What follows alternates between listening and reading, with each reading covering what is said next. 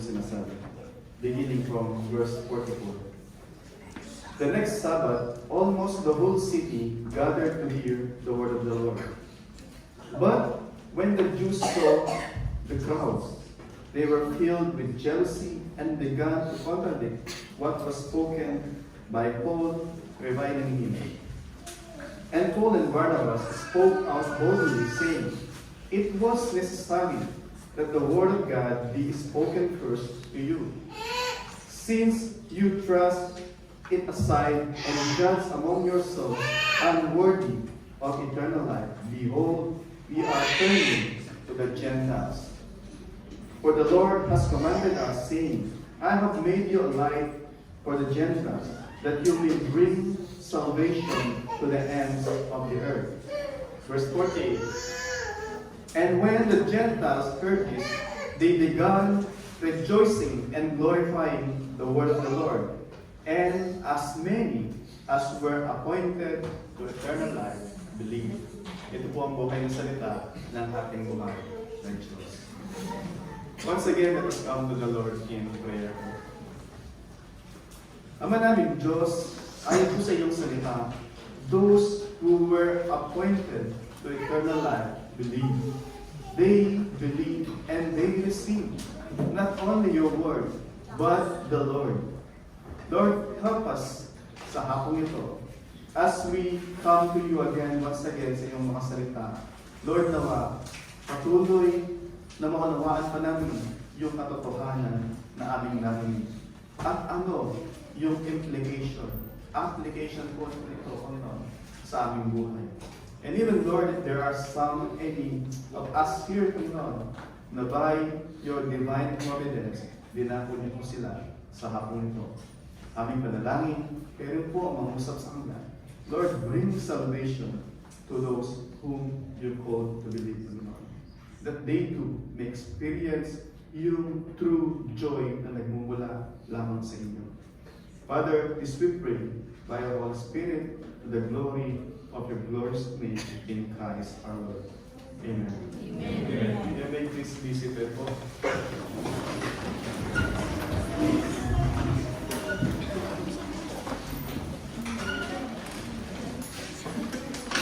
Makita po natin yung progression ng Book of Acts.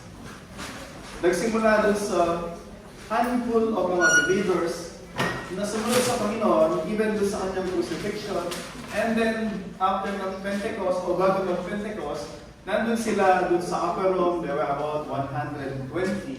And then, after ng preaching ni Apostle Peter, naging 3,000, and then naging 5,000, and then, the Lord continued na nag-a-add sa kanyang church.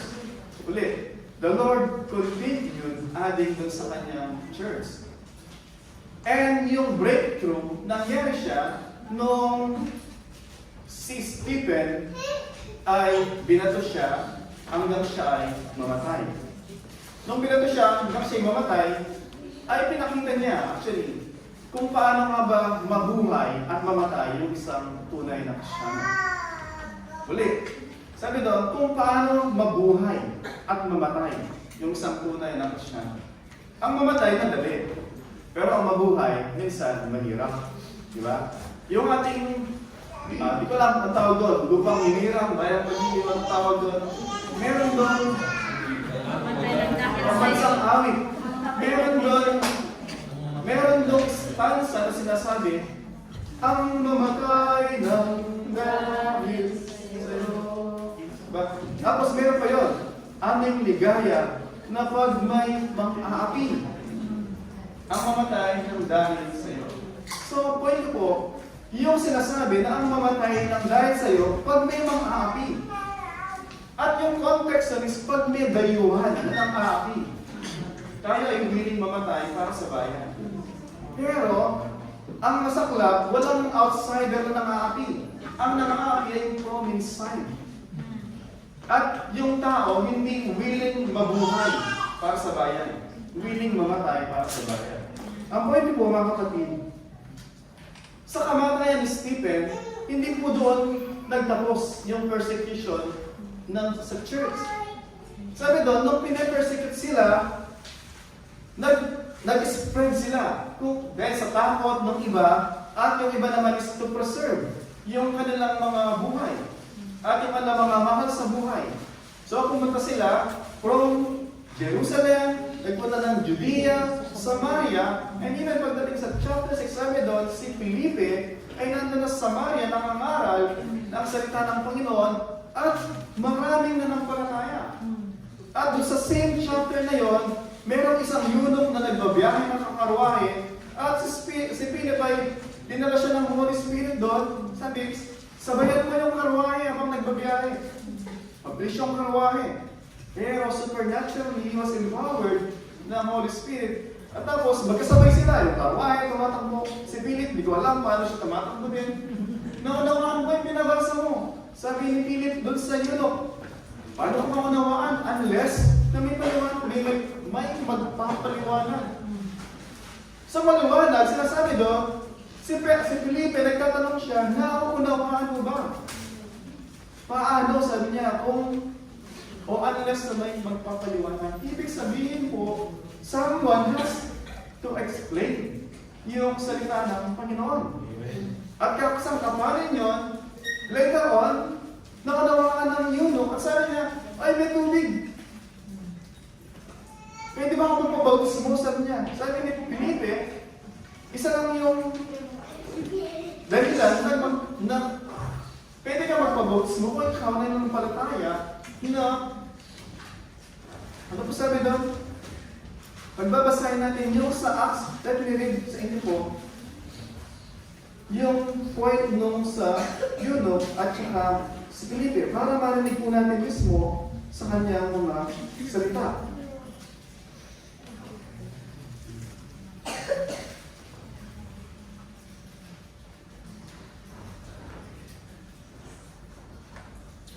Sa Acts chapter 8, sabi po dito, verse 35, then Philip, sabi po sa verse 35, then Philip opened his mouth and beginning with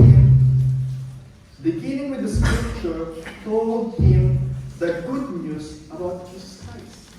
Ano po yung sinabi ni Philip? Yung mabuting balita. Hindi siya nagsabi lang kung ano pa man. Bagkus yung mabuting balita. And then, after niya pinawanag yung good news, and then as they were going along the road, they came to the water, and the eunuch said, see, here's water. What prevents me from being baptized? So yung eunuch mismo yung nag-initiate. After niya maunawaan yung mabuting balita, sabi niya, may tubig. Ano yung hahadlang? Magandang tanong, ano ba yung hahadlang? Diba? Na ako ay mag-bautismo. And then sabi ni Felipe, pagdating sa verse 30, and he commanded the water. Dito sa ESV, wala po nakalagay sa verse 38 kung mga Bible kayo. Pero, doon sa ibang salin, sa ESV po yung ano is, mula verse 36, magja-jump siya ng verse 38. Hindi ko lang yung mga Bible nyo kung may verse 37. May verse 37 kung mga Bible nyo sa ESV. Pero sa ibang salin, pag titignan nyo po yung sa ibang salin,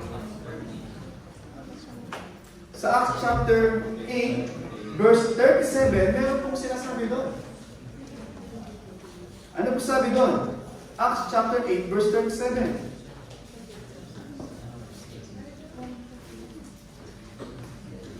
Sabi po doon, Acts chapter 8, verse 37, ito po yung sinasabi.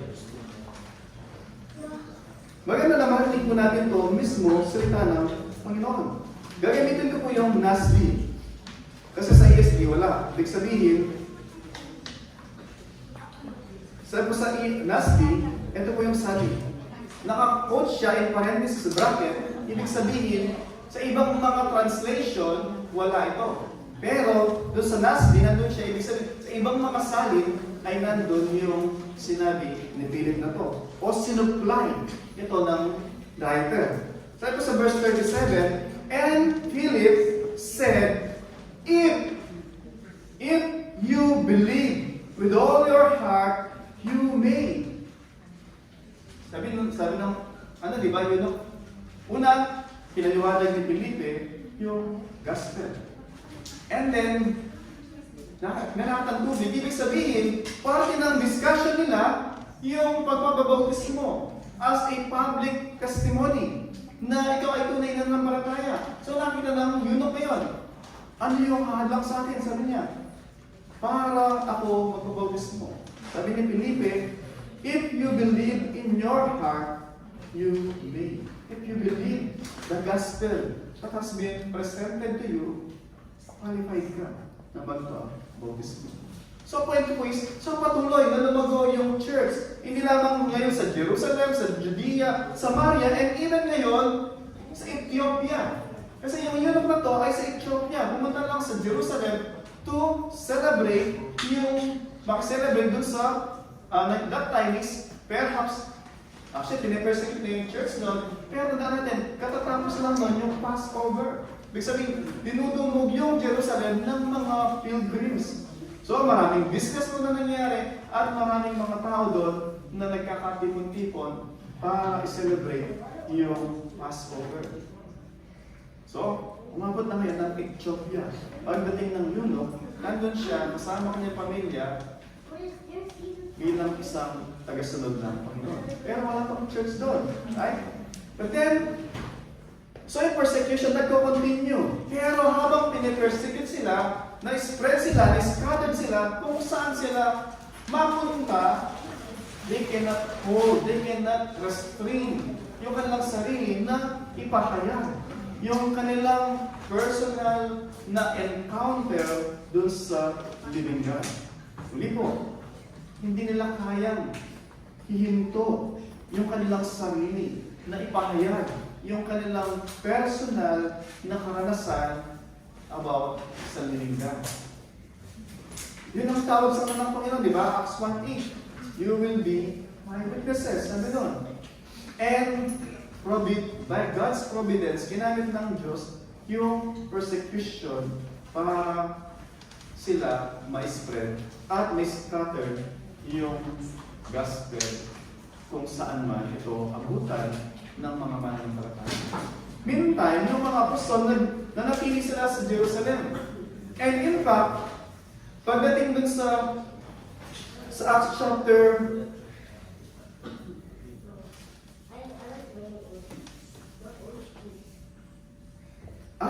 12, Acts chapter 13, yung ating text na natin dyan, sa Acts chapter 12, si Herod,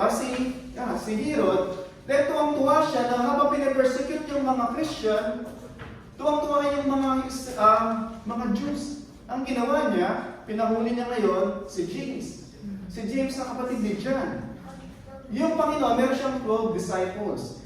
Namatay na si Judas, pinandan siya ni sino pumalit? Si Matthias. So 12 uli sila. Doon sa 12 na yun, meron ako tinatawag na 4 inner circle. Mas close sa Panginoon. Ibig sabihin, kasi kasama ng Panginoon, pag akit sa bundok panalangin, kasama niya yung 4 na ito. Sino po yung 4 na yun? Si Pedro, si Andrew, si James, at si John. Pero dun sa 4, merong mas close pa na 3. Si Pedro, si James, at saka si John. Si James, pagdating sa chapter 12, sabi doon, si James ay kinulong at ginilitan ng leeg ni Herod. At yung mga tao, tuwang-tuwa. At dahil sa tuwa yung mga tao, sabi ni Herod, ngayon, i-line up natin si Pedro. Pero si Pedro, miraculously, sinave siya ng anghel ng Panginoon. Kwento po is, nandun yung mga alagad, isa doon sa inner tree, pag binabanggit yung James, na writer pag binabanggit yung pangalang John, lagi inuuna mo nang binabanggit yung James the brother, at John the brother of James. Lagi yung link ni John is about James. Ibig sabihin, mas prominente si James kay John. And yet, by God's providence, namatay siya at the very start lang ng church. Titingnan mo, nag-fail ba ang Diyos dun sa kamatayan ni James?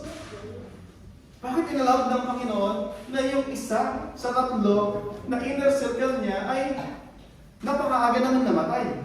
Parang si Stephen, ka-appoint lang as one of the 7 deacons, kaagad namatay din. At sabi doon, man full of faith, at mukhang anghel, and yet namatay kaagad.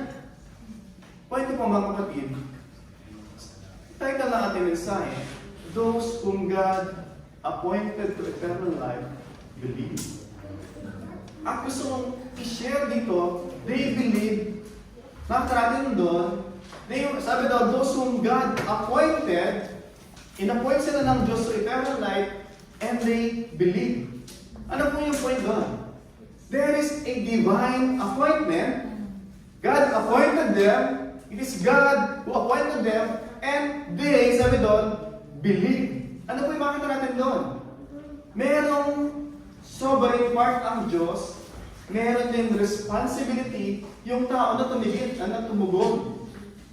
Ginagawa ng Diyos yung kanyang bahagi, tumutugon yung tao ayon doon sa kanyang pagnanais din.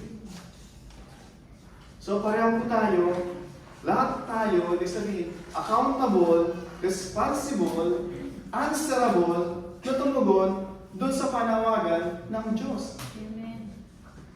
Hindi, kikilusin naman ako ng Diyos. Dapat na nandito tayo, dapat na yung tao narinig niya, yung panawagan ng Diyos, yun ay pagkilos ng Diyos sa buhay ng isang tao. Yung ating bahagi is ano yung gagawin mo doon sa mabuting balita. Because at the end, maalala natin, sabi doon sa Acts, yung progression ng mga events, and they were added to the Lord. And they were added to the church. It is yung sa divine plan ng Diyos, as believers ay nag-expand yung church o dumadami yung mga mananampalataya, the church also continue na lumalago, lumalaki. Bakit? Kasi bawat mananampalataya, ina-add sila ng Diyos doon sa kanyang iglesia. So gusto ko makita niyo yung context na yun. Para una, makita natin ating sarili bilang mananampalataya, bilang mga tagasunod ni Kristo na tayo ay bahagi ng iglesia, bahagi ng church. Hindi tayo nakahiwalay. Hindi tayo gumagawa outside doon sa mandato ng Diyos doon sa church. Lahat ng ginagawa natin, they are all part and parcel doon sa plano ng Diyos through the church. Sa pamamagitan ng church. Yun po yung divine plan ng Diyos. Pag nakita natin na gano'n, bahagi pala ako ng church. Miyembro pala ako ng church. Minsan din natin alam na miyembro pala tayo ng church. Because nung tayo ay nampalataya sa Panginoong Sus, tayo po ay inad na ng Diyos sa church. Tinatawag yun na universal church.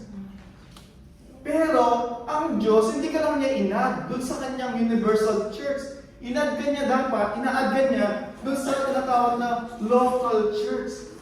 Yung local church, ito yung local congregation na nag-exercise ng kagaya ng ginagawa natin ngayon. Ito po yung local church. And you cannot be a member ng... Pwede ka maging member ng universal church and not be a member ng local church. Maraming gano'n, sabi ko nga, hindi nila alam.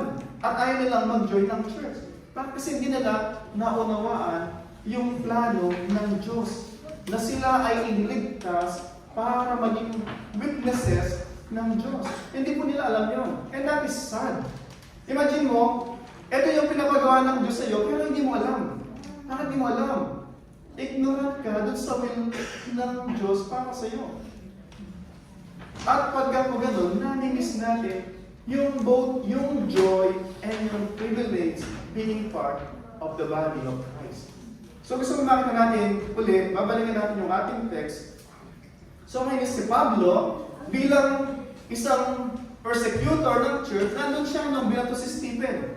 And nung papunta siyang Damascus, sa Acts chapter 8, actually yung kanyang intention ay hulihin lahat ng mga tagasunod ni Kristo.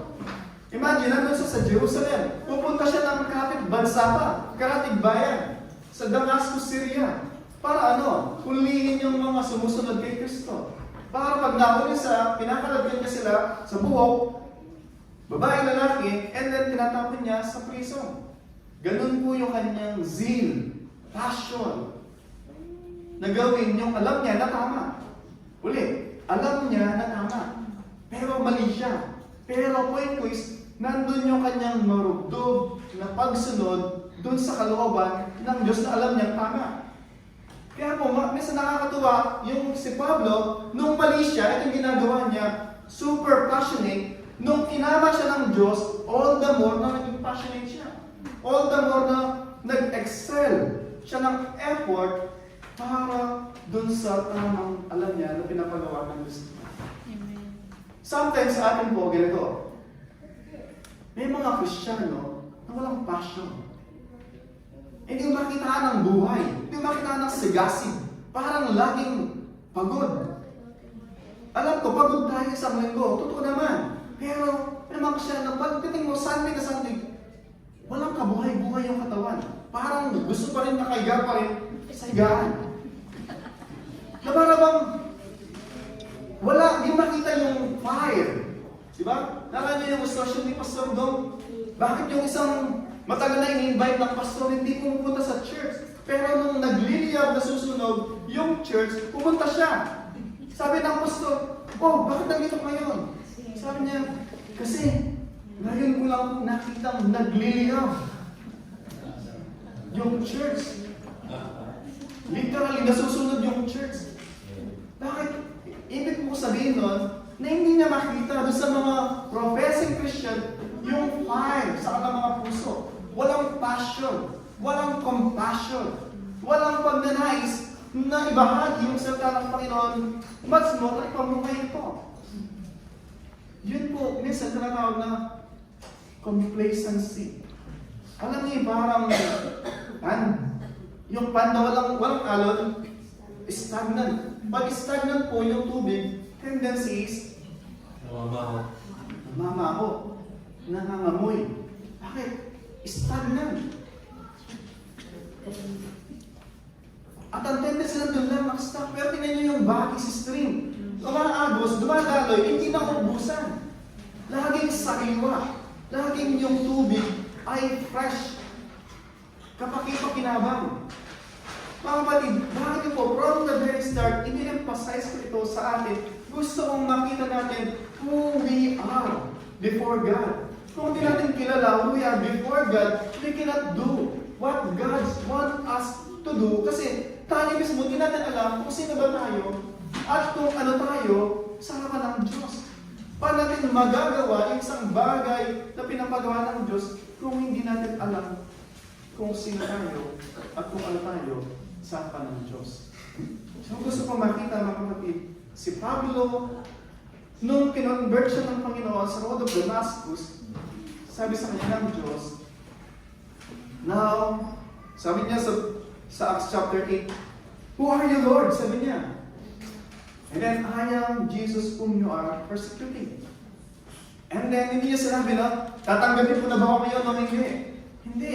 Sabi ng Diyos, I am Jesus whom you are persecuting. Go, pumunta ka sa lugar na sabihin ko sa iyo.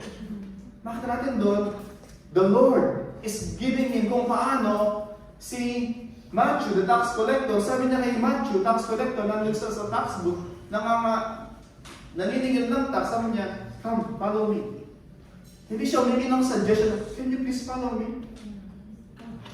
It is the Creator of heaven and earth commanding him, come, follow me. And they left, he left yung kanyang tax book.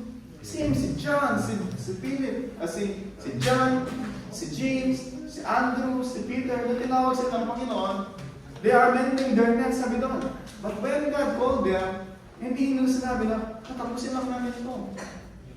Immediately, sila ay kumuha. Bakit? That's the voice of the one who speaks. Sabi niya, let there be light. Hindi sinabi ng kalakita na, sino ka ba? Nagkaroon ng light. Let there be vegetation. Lumabas yung mga puno sa mula sa lupa, let there be, sabi niya, feast dun sa karagatan. Ano ba siya ng feast? That is merely, guys, command sa kanyang pananalita. The earth obeyed. And tayo, ginawa ng Diyos sa kanyang imahe. Hindi sinabi, let there be human. Hindi. God formed us intimately out from His hand. Mula ba sa clay. Hindi sinabi lang na, let there be Reuben. And then, sumunod mo si Reuben, hindi. Nakita mo yung pinasyon niya exactly the way He want you to be. At bawat isa atin, we are unique. Yung uniqueness natin, inindaw ng Diyos ng specific gifts na parang sa Kanya, pero tayo lang kinutuban niya ng gano'n. Ibig sabihin, yung task na pinapagawa niya sa atin, it is designed para sa atin. And having said that, bakit natin doon, si Pablo, nagpatuloy siya sa pangangaral nung na-convert siya, and then, sabi ng Panginoon sa kanya, you will be my witnesses doon sa mga Gentile. And fast forward sa chapter 13, ngayon si Pablo, kasama na si Barnabas, nagpunta sila ng Antioch. And from Antioch, sabi nila actually sa Acts chapter 13, yung mga Kristiyano ay unang tinawag doon sa Antioch ng mga Christian. Sabi sa Acts chapter 13, verse sabi po dito sa pagbabasahin natin yung Acts chapter 13, sabi doon, yung mga, so, yung sila Pablo, si kasama yung kanyang mga kasamahan, si Barnabas, nagsimula silang mangaral. May dati si Pablo, sabi nga, persecutor ng church. And all of a sudden, nung kinatagpo siya ng Panginoon, yung zeal niya dati na pinipersecute yung church, dahil alam niya, yun ang tamang ginagawa niya, pero nung kinorek siya ng Panginoon, all the more, niya sinabi na, may na-Christian na ako, since sobrang ng Diyos, uupo na lang ako, and God will do yung task. All the more na si Pablo, binabato siya pagdating sa chapter 13, sa pangangaral niya, may mga nanampalataya, at meron din naman mga nagselos. At binato siya, hanggang sa kinaladgad siya, dinala siya out from the city, thinking na siya ay patay na. Nakita niyo dito, yung mama na to, nung pinatagpo siya ng Panginoon, the same, but all the more, actually, more passionate than ever, para gawin niya yung alam niyang tama bilang kanyang pag-serve sa living God. Amen. And sa ating text po, so nangaral na sila, and then, pagdating sa Acts chapter 13, verse 42, sabi doon, as they went out, the people begged them na mag-stay pa kayo dito. Pwede bang bukas ulit? O next Sabbath ulit? Bakit natin dito yung reception ng gospel? Pinamangaral nila. Hindi thinking na pag-aaral sila, automatic lahat mananampalataya. No. Merong mga mag-oppose, merong mag-reject, merong magre-rebel sa kanila, merong tutuya sa kanila. And yet, alam nila na kinakailangan na lang i-spread yung salita ng Panginoon because ito yung inordain ng Diyos para kasangkapanin niya yung pagpapahayag ng salita ng Panginoon para ilusin yung mga tao. So, yung mga tao na yung reception, and then, sabi doon, after the meeting of the synagogue broke up, many Jews, devout converts to Judaism, followed Paul and Barnabas as they spoke with them, urging them to continue in the grace of God. So may mga nanampalataya. At sabi ni Pablo sa kanila, continue in the grace of God. Titingnan mo, parang wala lang na sabi ni Pablo at ang kanyang mga kasamahan, continue in the grace of God. Mga kapatid, yung pong word na encouragement ni Pablo, continue. Ibig sabihin, nandun yung assumption na nandun na sila. But they have to continue. They are in the race. They are in the track. Magkaiba yung nandun sa beds. Ibig sabihin, continue dun sa grace ng Diyos at tumakbo. Kasi kinakailangan mo nang dalhin yun dun sa racetrack bago sabihin na continue running the race. So, ano na assumption na at least alam nila Pablo na yung mga tao na to nanampalataya. And yung katibayan na totoo yung kanilang pananampalataya pag sila ay nagpatuloy. Kung hindi sila nagpatuloy, sabi ni John de Villa, they went out from us because actually they were not of us from the start. Kaya sila umalis, actually from the start, di naman talaga sila mananampalataya. So point ko po, napakaliwanag, una sinasabi dito ni Pablo, yung pagpapatuloy ay isang katibayan ng katotohanan ng ating relasyon sa Panginoon. Kung hindi ka nagpapatuloy, ibig sabihin, you have to ask yung question, Lord, am I real? Lord, yung relasyon ko sa iyo, ito ba ay tunay? Lord, please help me na maunawaan ko at sumunod ako kung hindi po tunay. Lord, ilusin mo po yung puso ko.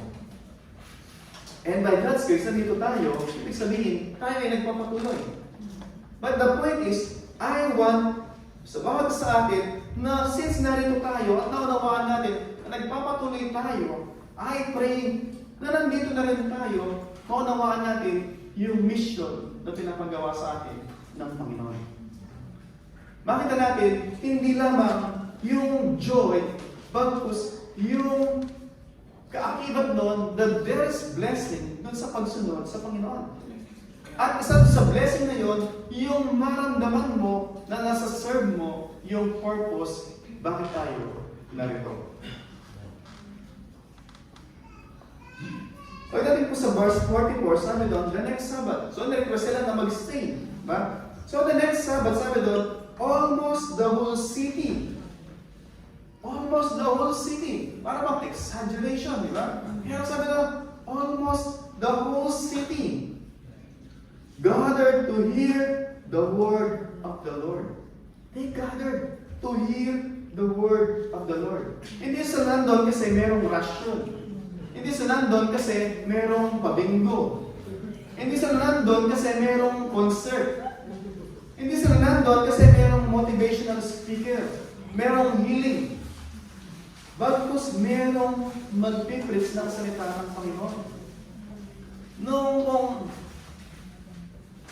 mga 15th to 16th century, na wala pang tren, wala pang aeroplano, wala pang bus, naglalayag lang yung mga tao by ship, yung mga sailing na mga ship, and sometimes by horse.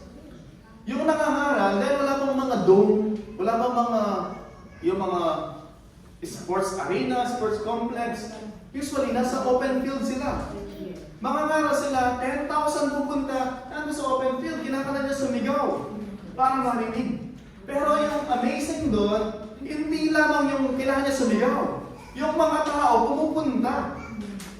Isipin mo sa bukid, pupunta yung mga tao para makarinig ng salita ng Panginoon. There is a hunger, merong kauhawan, merong pagnanais na makarinig ng salita ng Panginoon.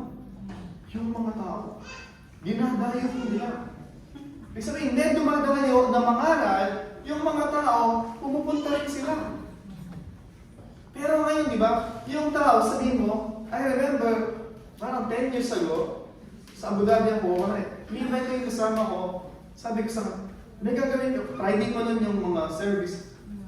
May gagawin ka ba ng Friday? Tapos, wala naman, sabi niya. Tapos, bakit? Sabi niya, ay, invite sana ako sa church. Ay, maglalaba pala ako. Sabi ko, siguro kung yayan ko muna magkape, kasama siya. Diba? O yayan ko muna ng sine, baka sama sa akin. Baka lang, point is, nung sinabi kong sa church, biglang-biglang may labanin siya. Point ko mga kapatid, yung mga tao, naturally, ayaw sa church. Yung mga tao, naturally, ayaw ng salita ng Panginoon. Bakit? Because they will be exposed. Because yung salita ng Panginoon ay liwanag.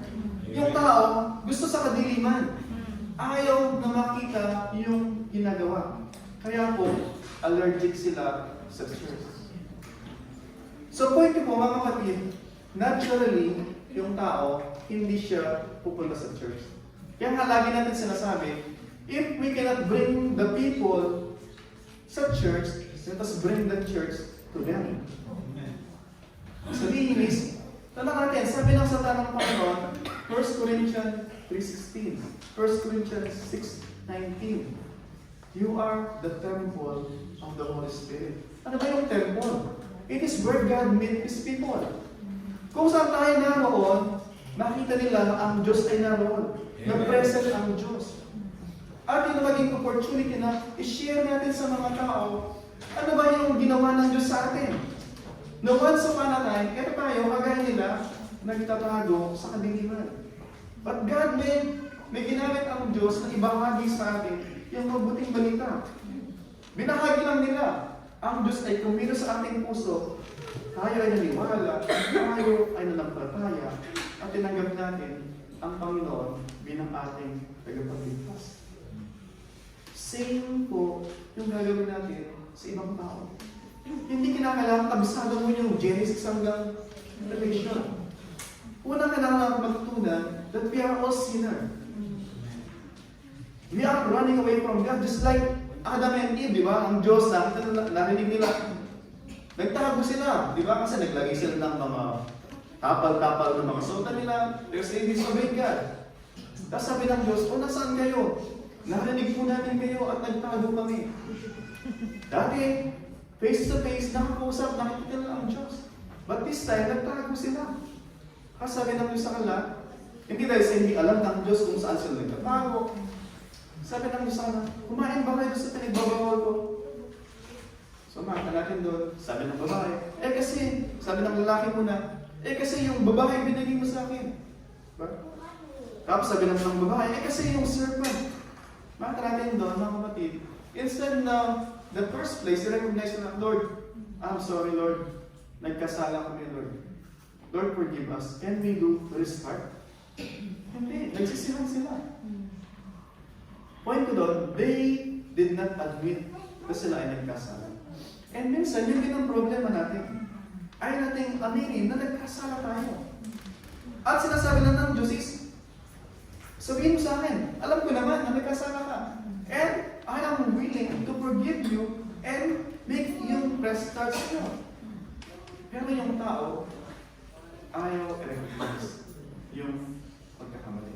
O kami natin ay nagkasala. At kailangan natin ng Diyos ay banal. At dahil banal ng Diyos ay makasalanan, hindi tayo pwedeng manumbalik sa Kanya without forgiveness. Pero, hindi tayo pwedeng mamatawaran kung walang magbabayad ng ating kasalanan. Dahil kung magbabayad natin ang ating kasalanan, tayo ay dapat mamatay. Pero, someone na namatay para sa atin.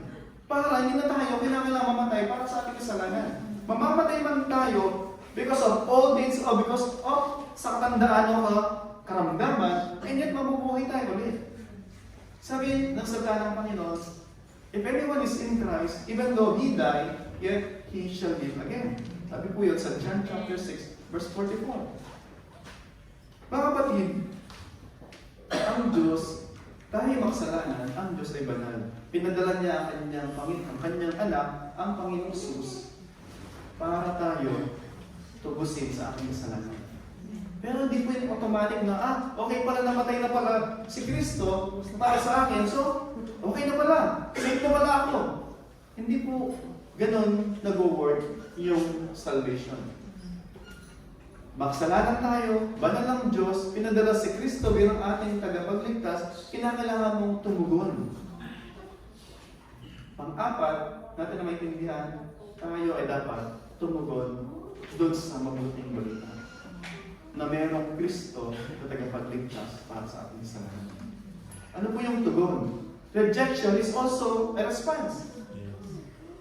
Recognition na tayo makasalanan ng Diyos ay banal, kailangan natin humingi ng kapatawaran. That is also a response, and that is the response that God demands and requires.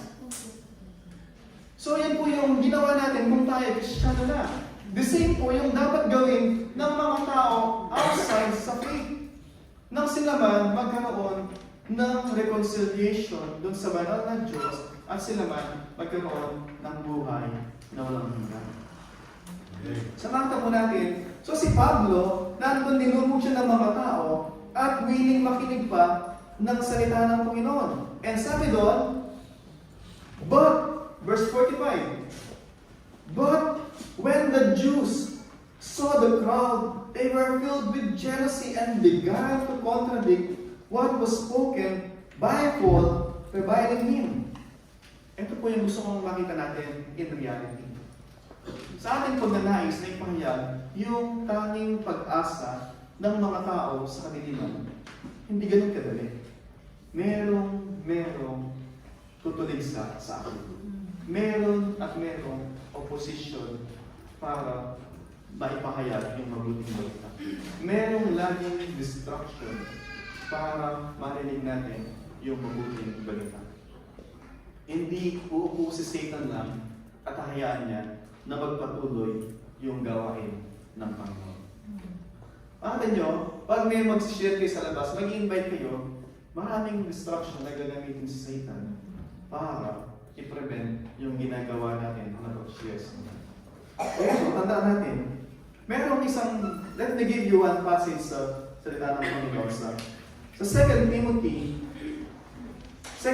chapter 2, verse 19. Nawa, magbigay sa atin ito ng comfort na sa kabila ng opposition, ang Diyos ay sovereign sa lahat ng bagay.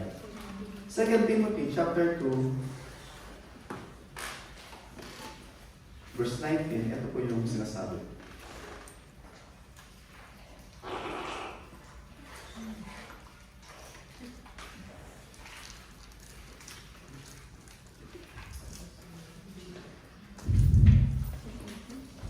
Sabi ko sa verse 19 ng 2 Timothy, yung context po nito, habang sila Pablo nangangaral, marami yung mga nagtutwist ng salita ng Panginoon. Pinag-pervert. At sabi ni Pablo, sa kabila ng marami yung mag-twist ng salita ng Panginoon, ito yung kanyang confidence. Sabi niya, but, sabi niya, let me start from 18 para makita natin yung konteksto ng warning na binibigay ni Pablo. Who swerved from the truth, saying that the resurrection has already happened. O sabi, may mga ngaral ng maling katuruan. False gospel. And then sabi niya, they upset the psalm. Sabi niya, may mga mapapersuade at meron mga malilid astray. But sabi niya, verse 19, but, napakalaga ng word na but doon sa verse 19, sabi niya, but God's firm foundation stand, bearing this seal, the Lord knows those who are His. Ano po yung confidence na sabi ni Apostle Pablo? May mga ngaral na mali, may mag-oppose. Yet, the firm foundation of God stands. Sabi niya, the Lord knows those who are His. Alam ng Diyos yung sa Kanya. Gusto kong inon yun. Alam ng Diyos yung sa Kanya. Nawa, mag-ring po lagi yun sa ating mga tenga. Alam ng Diyos yung sa Kanya. So si Pablo, noong may opposition, and Paul and Barnabas spoke out boldly saying, it was necessary for the word of God to be spoken first to you. Nalala niyo yung mandate ng Panginoon, di ba? You'll be my witnesses in Jerusalem, Judea, Samaria, and the remotest part of the earth. Sabi nga nila Pablo, sa inyo muna pinangaral yung salita ng Panginoon. But since you rejected it, sabi niya, now we will go to the Gentiles. Ito na yung to the ends of the earth. God's providence is at work dun sa accomplishment in reaching the ends of the earth na mabuting balita. Sabi ng Panginoon kay Abraham, through you and in you, all the families of the earth will be blessed. Because because through that seed na magmumula kay Abraham, who is Christ, all the nations of the earth will be blessed. Because He will bring salvation to those who believe in the Lord Jesus Christ. Sabi ko sa Genesis chapter 15, verse 16, as early as Genesis, ito po yung sabi. Genesis chapter 15, verse 16. Genesis pa lang po ito. Sabi sa Genesis chapter 15, verse 16, nung ang Diyos, pinangakuan niya si Abraham na siya ay magiging great. Yung kanyang mga descendants, ang dami ng buhangin sa dagat, at ang dami ng mga bituin sa kalangitan. Pero nung time na yun, childless siya. Mag-90 years old na siya. Mag-100 na si Sarai, mag-90 na. Paano pa magiging dami ng buhangin sa dagat, sa dami ng bituin sa kalangitan, yung aking mag-insect? Ang tanda-tanda na, 100 years old na. Diba? Pero, ito yung sabi ng salita ng Panginoon kay Abraham. So after na sinabi ng Diyos, yung sinabi niya, and sabi sa verse 6 ng chapter 15, and he, the parent Abraham, and he believed the Lord, and he counted it to him as righteousness. As early as Genesis, nandun na yung katuruan, ang kaligtasan ay grasya lang ng Diyos sa magitan ng pananampalataya kay Kristo na ating Panginoon para sa kalulatian ng Diyos. Sabi doon, ito yung sinabi ng Diyos kay Abraham.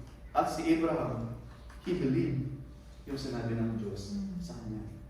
And sabi doon, counted to him as righteousness. Yung word na counted, ibinilang, itinuring, inirecord. Para bang sa accounting, diniposito sa kanyang bank account. Yung paniniwala niya, ikinout ng Diyos sa kanya yun na righteousness. Same thing po sa atin. Nung tayo, sabi ng Diyos, He will save His people from their sin. You shall call His name Jesus, for He will save His people from their sin. Matthew 1:26. Sabi doon, sino mang manampalataya sa Kanya, sila ay maliligtas. And then, sabi, pagdating doon, sumata po natin dito, sa kabila ng may oposisyon, patuloy na nangaral si Pablo, si Barnabas, ng mabuting balita, all the more boldly. Hindi po sila nahinto. Sa ating pangangaral, sa ating pag-share, sa ating pag-testimony, sa mga kaibigan natin, sasabihin nila na, minsan tutuin tayo. Born again ka ba? Especially pagka, nagsusumikap tayo na mabuhay na matuwid sa harapan ng Diyos, sa harapan ng ibang tao. Para hindi madungisan yung pangalan ng Kristiyano. Naghahangad talaga tayo, nagsisikap tayo. Pero from time to time, nagkakamali tayo. Kaya na meron magsasabi sa akin na, Kristiyano ka ba naman? Kaya ginagawa mo. Ganyan ba yung Kristiyano? Gusto niya na yun. Do not lose heart. Pag sinabi na yun, we are not perfect. But never give up. Na umiyak tayo lagi sa Panginoon. Lord, nagkasalan naman ako, Lord. Lord, I failed. Lord, please help me once more na it's not too late para sa akin. It's not too late doon sa mga taong na-stumble because of me. Lord, once again, please restart button, Lord. Help me. Na magliwanag ako sa paningin nila para sa kalutihan ng pangalan. Hindi para sa tingin nila, glory to you. Hindi po. Gusto nating magliwanag tayo na yung buhay natin, nagpapakita ng isang taong mayroong Kristo sa buhay. Mayroong Holy Spirit na nagko-convict at nagpapabanal sa atin. Yun po yung gusto nating ipakita ng mga tao around us. And then sabi sa kanila, yung mga nag-reject, so who responds? They were those who received and believe and receive. And they were those who, sabi doon, they rejected. And sabi doon sa verse 46, they proved to be unworthy. Ano po doon? Unworthy of eternal life. So those who reject the word, sabi doon, they were unworthy of eternal life. Yung kabaligtaran nun, yung mga tumanggap, they were recipient of eternal life. Sabihin is, reject, unworthy sa eternal life. Pag wala kang eternal life, meron kang eternal punishment. Pero pag meron kang nireceive mo, nandun yung eternal life. Ano po yung titingnan natin? Ano yung gusto natin sa dalawa? Believe and receive, you will have eternal life, or reject and you will have eternal punishment. Marami pong tao na gusto yung benefits ng gospel. Sino ba ayaw ng eternal life? Gusto lahat, di ba? Sino bang ayaw maging maayos yung buhay? Gusto lahat. Pero ayaw si Kristo. Ayaw natanggapin na tayo makasalanan. Ito yung gusto yung benefit. Pero parang gusto kumitas ng bunga, ayaw magtanim. Pero tayo, actually, may nagtanim na si Kristo. All we have to do is receive, believe, confess na tayo ay nagkasala before God. And one of those sin na ating mga pagkakasala is yung hardening ng heart natin. Patuloy na pinapatigas natin yung ating mga puso. Babalik ako sa yunok. Sabi ng yunok, may tubig oh. Ano yung hahadlang between me and God? Para ipakita ko na ako ay totoong Kristiyano. Sabi ni Felipe, walang hahadlang. Except o unless na ikaw ay isang tunay na nanampalataya kay Kristo. At nagpabautis mo siya. Hindi sinabi na, hayaan mo lang yung mga pastor, kulitin nila ako every week sa kanilang mga preaching na magpabautis mo kayo. Wala pong gano'n. Sila mismo yung lumapit kay Philip, may tubig. Acts chapter 16, yung Philippian jailer, nung nanampalataya siya, on the same night, he was baptized. Si Lydia, sa Acts din, chapter 16 din, nung narinig niya yung mabuting balita na pangalan ni Pablo, on the same time, siya at buong sambahan niya, inakay niya, sila man lahat ay nagpabautismo.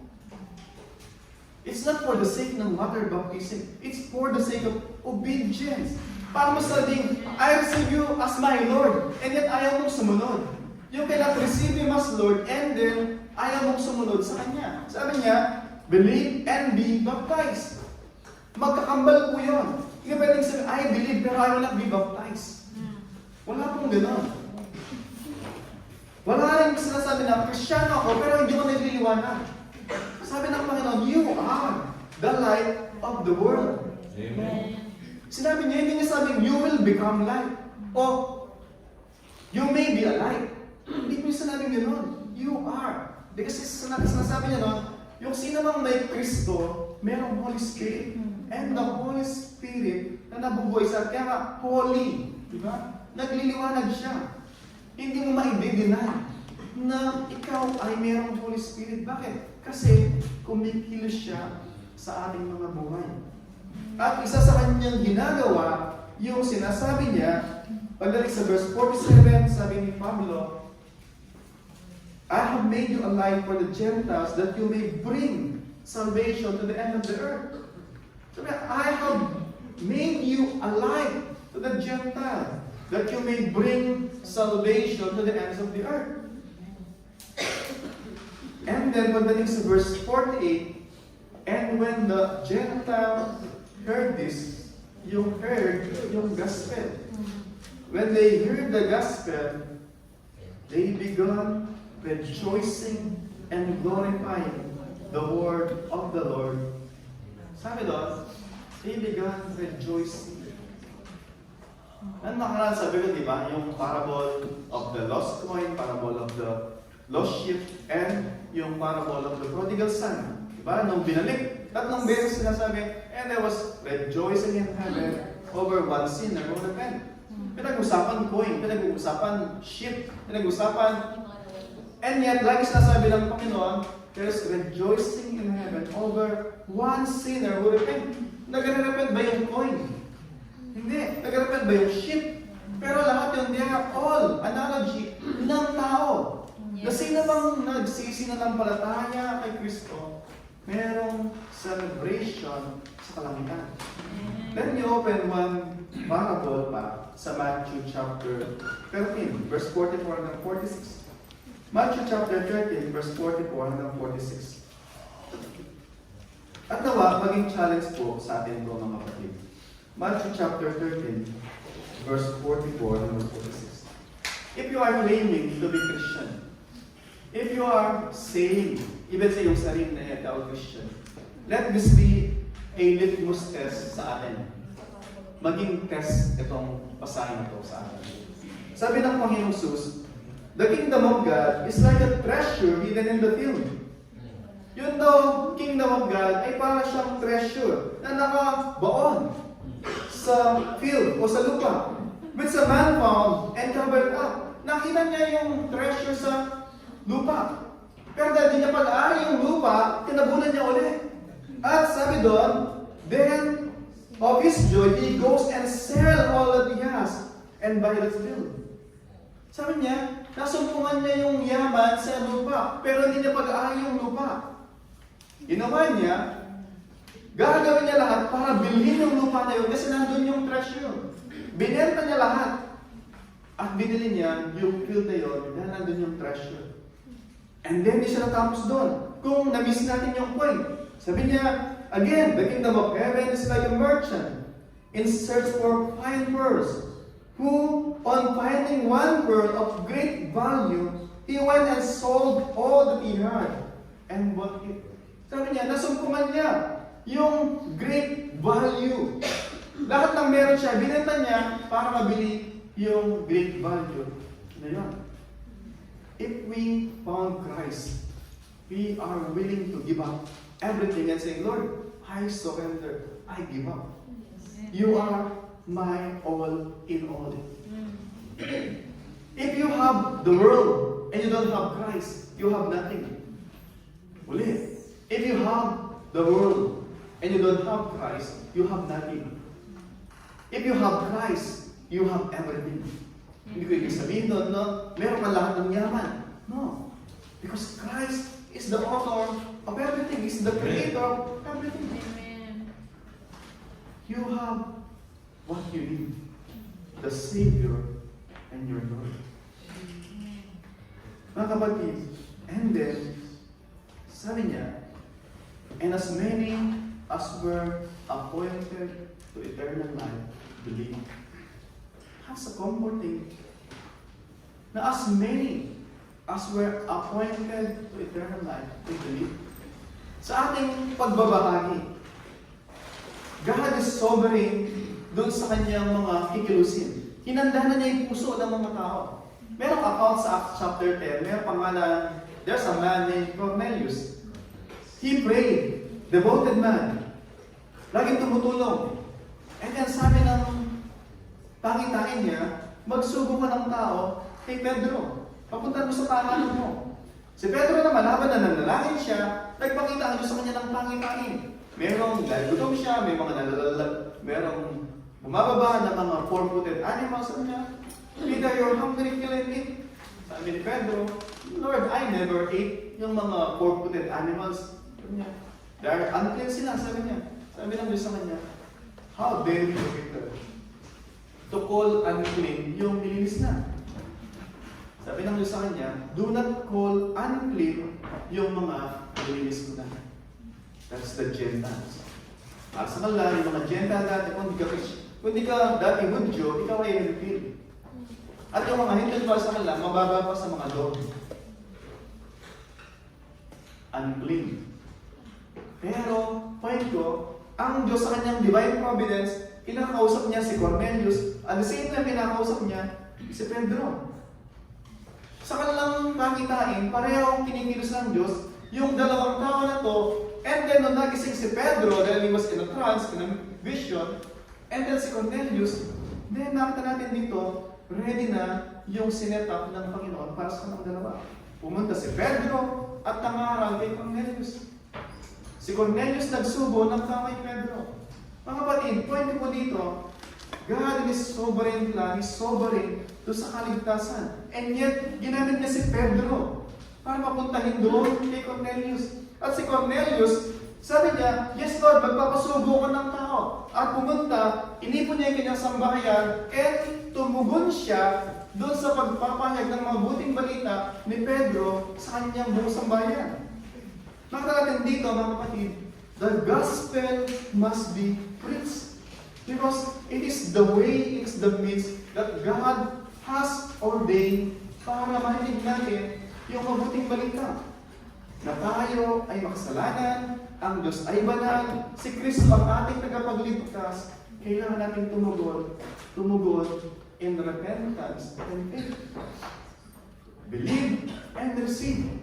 But you cannot say you believe, but you don't receive Him. And you cannot say you believe and receive, but you don't obey. Sabi ko nga po mga kapatid, the only logical na response ay tumugon positively. Bakit tayo mag-oppose sa ginagawa ng Diyos sa ating puso? Bakit tayo magre-reject sa ginagawa ng Diyos sa ating mga buhay? Sabi ng Panginoon, ako ang mabuting pastol. Meron akong mga tupa, I know them by name. At tatawagan ko sila, at sila ay, dahil tupa ko sila, pagtawag ko sa kanila by name, sila ay tumutugon. I know my sheep, and my sheep knows me. I call them by name, and they respond. Mga kapatid, the reason na narinig natin yung panawagan ng Diyos, because we are one of His sheep. Amen.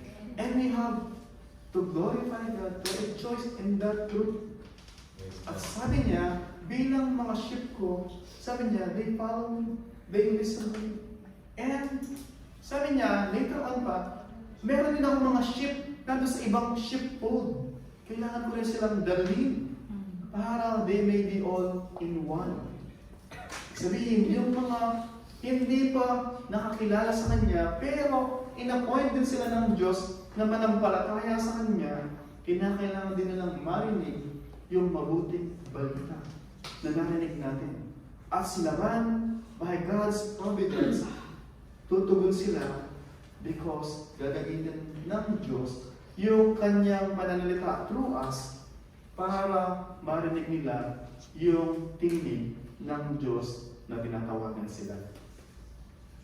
Sabi kanila sa scripture reading, paano sila tutugon kung walang mananawagan? Paano nila marinig kung walang magpapahayag? Mga kapatid, it's a joy, it's a privilege. At the same time, it is a solemn responsibility bilang mga witness na magsalita. Yung witness, pag di siya nagsalita, anong klaseng witness yun?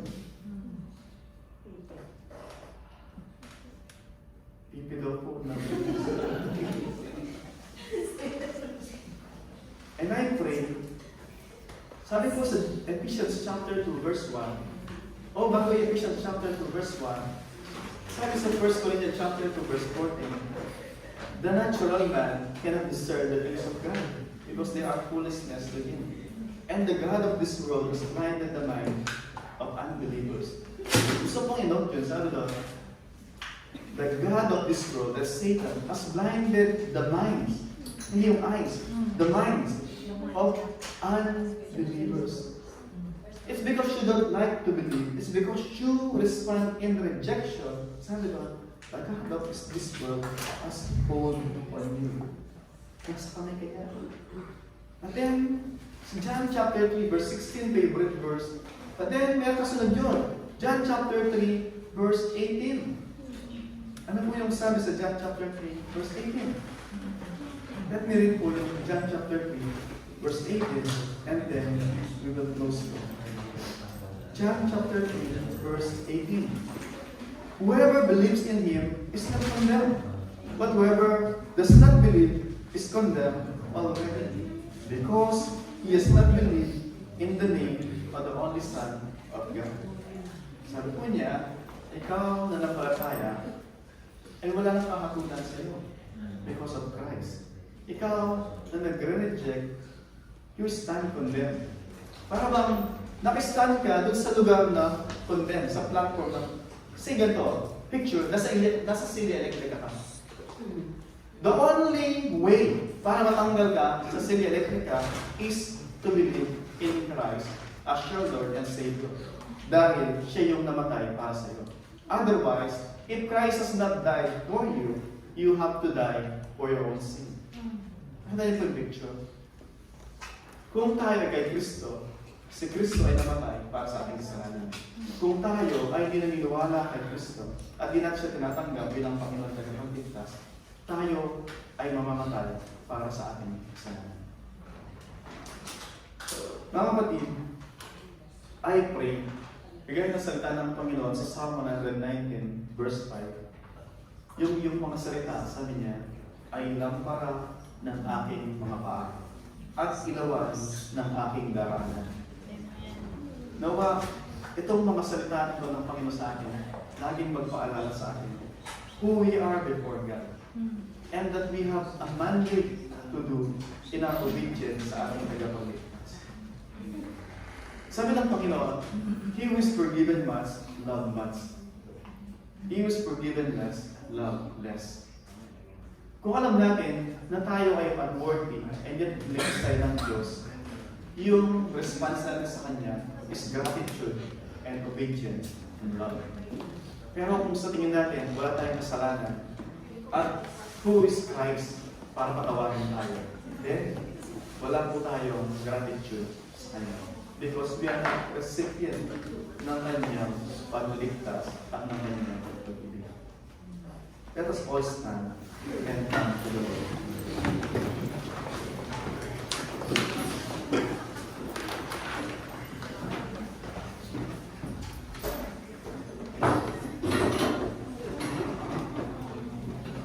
Bago po tayo mag-close sa panalangin, I encourage you po mga kapatid, let us ponder sa ating sarili. Kung tayo ay mga Kristiyano na, ano ba yung sinasabi ng salita ng Panginoon sa atin in response sa kanyang salita sa hapon ito? Kung tayo ay Kristiyano na. Kung tayo ay hindi pa Kristiyano at hindi tayo sigurado, nawa, let us ponder then doon sa sinabi ni Felipe, ano yung hahadlang sa akin para tanggapin si Kristo? Ano ba yung hahadlang? O ano ba yung humahadlang sa atin? Mga kapatid, nandito po tayo ngayon sa harapan ng Panginoon. Let us surrender them sa Panginoon. Anything na humahadlang sa atin para tayo makalapit kay Kristo.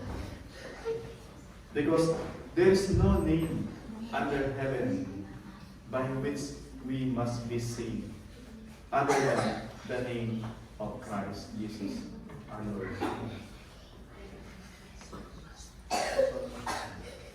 Lord, kagaya ng inawit namin kanina, Panginoon, you will save whom you will save.